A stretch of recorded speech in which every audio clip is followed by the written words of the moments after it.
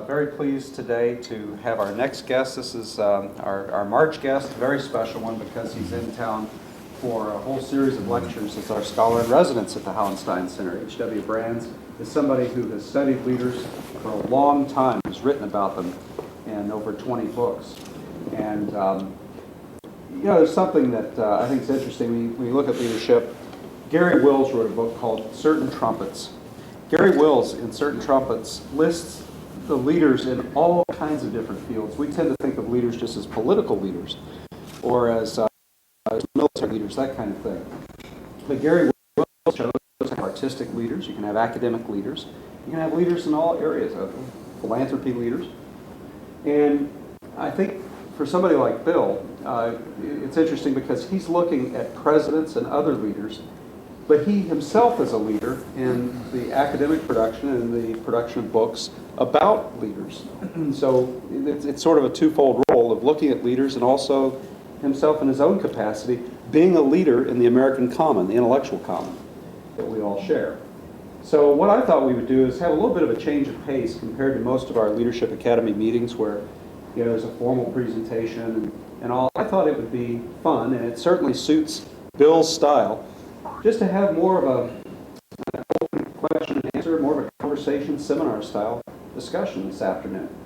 And with that, I'm going to sit down and turn it over to you to help me welcome Bill Brands. Well, thanks, Cleves. And just a second ago, I agreed with Cleves would just do his question and answers, but one of the things he said got me thinking, so I'm going to get the first word, about the different kinds of leadership. Because I have spent a lot of time studying political leaders. But I also have this sub-interest in history, in American business history. And I actually wrote a book about 10 years ago on 25 great business leaders in American history. And more recently, I wrote a book called The Money Men. And this is about leaders in American financial history. And so I think I have some basis for comparing the styles of leadership and what qualities work in different realms. So bear that. I'll just say one thing, and that is, I suppose Michael Bloomberg has toyed with the idea of running for president this year. And it looks as though he's given up on that, although there's some talk that maybe he could land the vice presidential nomination. It's probably not going to happen either. But one of the arguments is that Bloomberg is a brilliant success as a businessman. And he has apparently been a pretty successful mayor of New York. And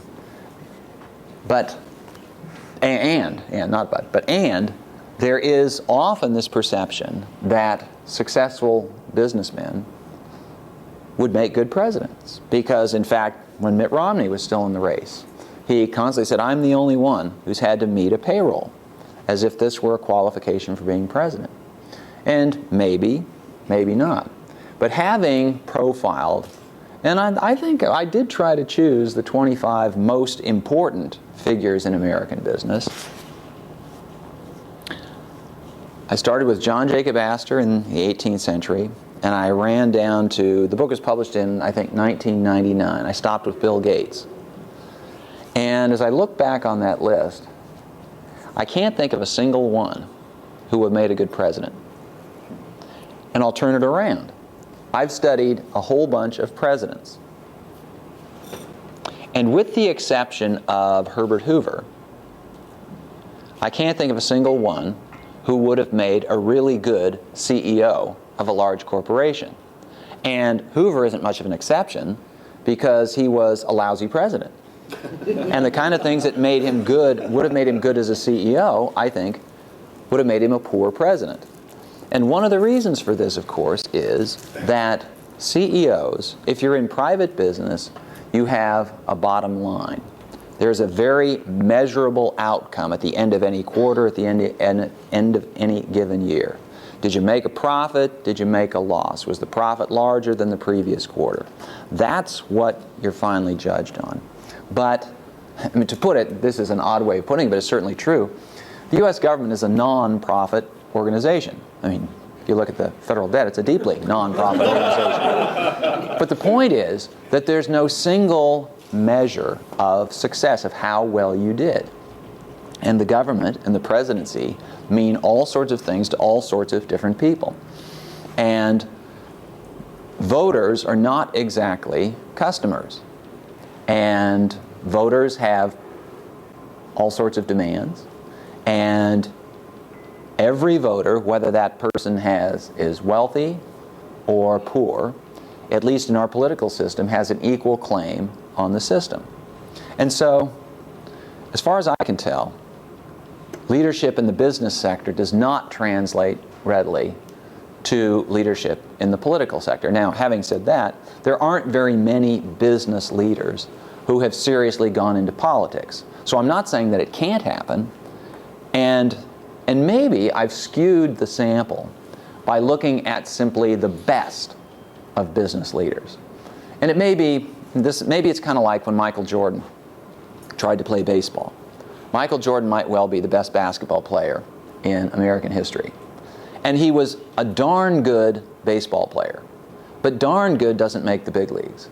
You know, only the very, very best succeed at the highest level.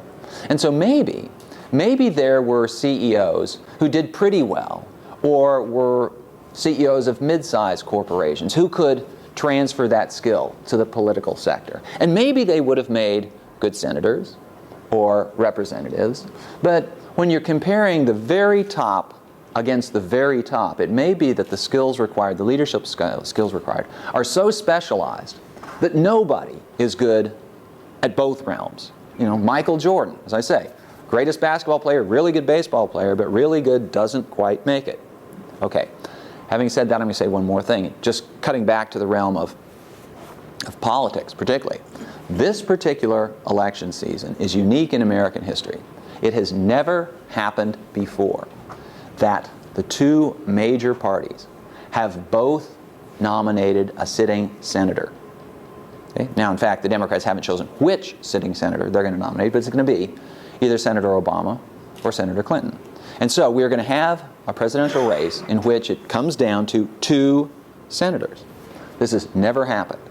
Only two sitting senators have ever been elected President of the United States. And these are Warren Harding and John Kennedy. Now, Warren Harding is no recommendation for whatever the Senate can bring. He's generally ranked in the bottom few of American presidents. John Kennedy, historians and political scientists don't consider Kennedy to be a particularly important president. The public still loves him. And in just popularity ratings of former president, he's right up there. So that raises the question, why so few senators?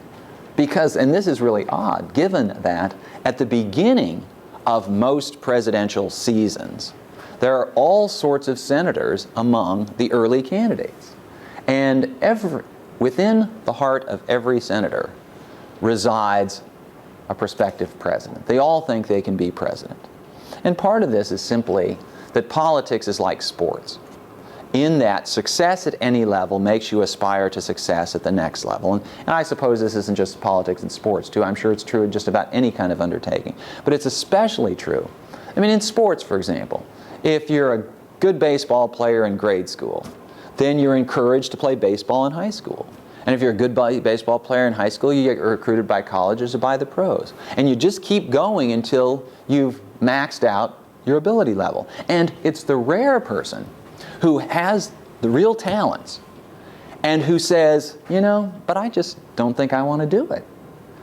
There's so much that kind of gets you channeled in this direction of, if you've got the ability to do it, you do it. And so everybody, nearly everybody who succeeds to the Senate, who gets that high on the political ladder, thinks, well, okay, what's the next step up? What's the next thing above the Senate seat? The presidency. So they all think about the presidency, but almost none of them make it. Why not? I'll give you two reasons. One has to do with the political system, and the other one relates more directly to the question of leadership and leadership styles, because there are different styles of leadership. I've suggested there are different styles, very briefly, I've suggested there are different styles of leadership for business and for politics, but now I'm going to split politics into two realms. The executive branch, more precisely, the presidency, and the legislature.